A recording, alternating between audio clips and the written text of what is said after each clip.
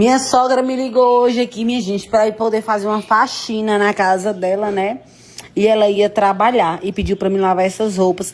E quem estava em casa, gente, só era o meu sogro, né? Só que como eu já tinha intimidade com os meus sogros, com minhas sogras, eu fui do jeito que eu acordei. Tava com essa camisolazinha aí bem curtinha e fui. O meu sogro ficava só me olhando e puxando conversa comigo, né? E quando eu olho pro lado, gente, meu sogro tava passando a mão, né, no peru dele, toda hora e mordendo o canto da boca. E sentou, gente, colocou uma cadeira em frente a mim. Vocês acreditam nisso? E ficou olhando e eu fiquei sem entender. Quando eu olho, gente, eu só vi aquele volume. E ele ficava pedindo pra mim sentar, né?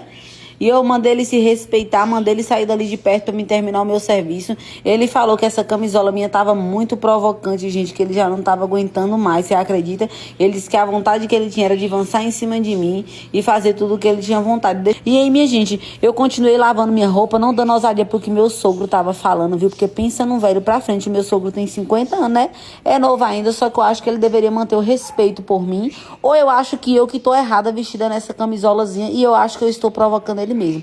Quando eu entrei pra dentro de casa, minha gente, que eu botei as roupas aqui, né, e entrei pra dentro, esse sogro meu me arrastou, gente, pro canto do quarto e começou a fazer as coisas comigo sem eu querer, eu mandando ele parar. Só que quando ele desceu, gente, que ele colocou a boca na minha flor, gente, eu não resisti, viu?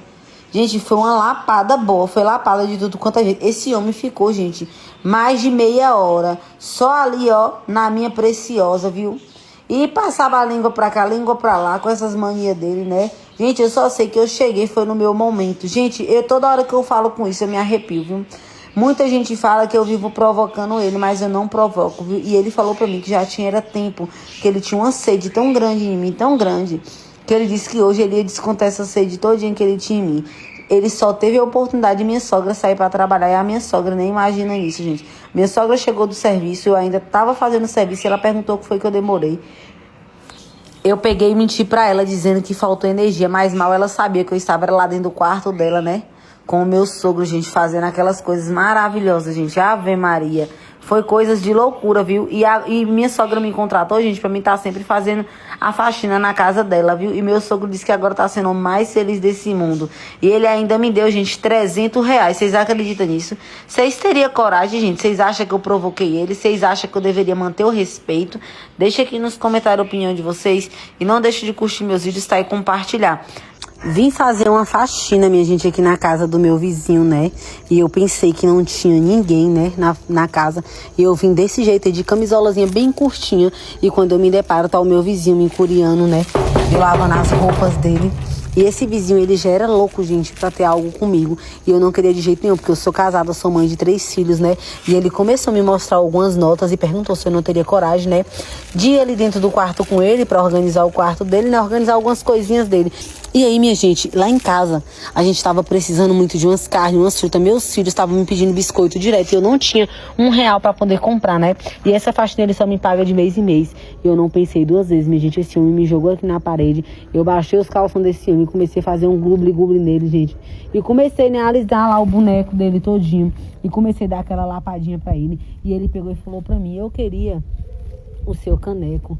Eu sou doida por isso aqui, eu sou apaixonada por isso aqui. E se você deixar eu fazer o que eu quiser, gente, com essa canequinha, eu te dou mais R$ 200, ô minha gente. Ele pegou o óleo de comida e começou ali, gente, eu aguentei a dor calada, viu? Porque pensa no trem, o homem veio com toda a força do mundo, gente. Eu tô aqui que eu tô sem aguentar nem sentar, minha gente. Me diz aqui nos comentários se vocês teriam essa coragem de fazer isso pra poder comprar os lanches e o leite dos seus filhos. Deixa aqui nos comentários a opinião de vocês.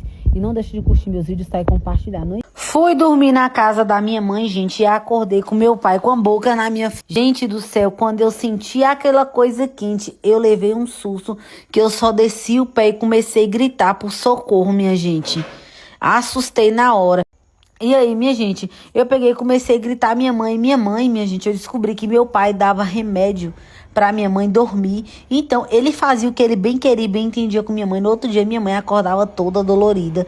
E minha mãe só me queixando, né? E ele pensou que eu tinha bebido da água que ele colocou na geladeira que ele deu pra minha mãe. Por isso que ele veio fazer essas coisas comigo. Minha gente, eu achei um absurdo tão grande,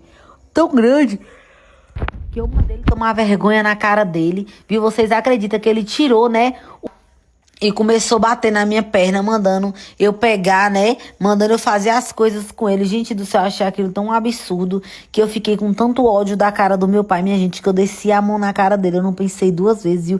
E o meu pai, ele já é um senhor de idade pra estar nesses comportamentos. Agora, imagina o que ele não faz com a coitada da minha mãe, minha gente. Quando minha mãe toma um remédio dela pra dormir, que fica lá dopada em cima da cama.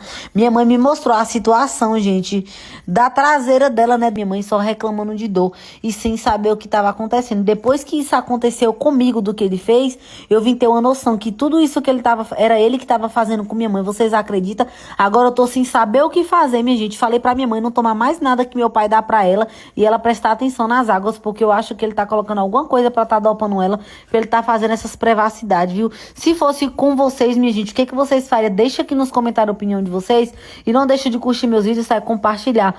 Minha gente, hoje eu vou desabafar um pouquinho com vocês. Eu já não sei o que eu faço aqui em casa pra poder agradar o meu esposo, né, gente? Porque o meu esposo, a vida dele é viver me humilhando e falando das nossas intimidades na frente da família dele. Fica dizendo que eu sou frouxa, tá? Que a perseguida fede, que não gosta de mim, que acha que eu tô com algum problema, entendeu? E hoje, gente, eu comprei vários produtozinhos, fui ao médico, fiz meus exames e tá tudo certo. A médica falou que eu não tenho nada, que o meu marido tá colocando coisa onde não tem. Comprei várias coisinhas, minha gente, ó.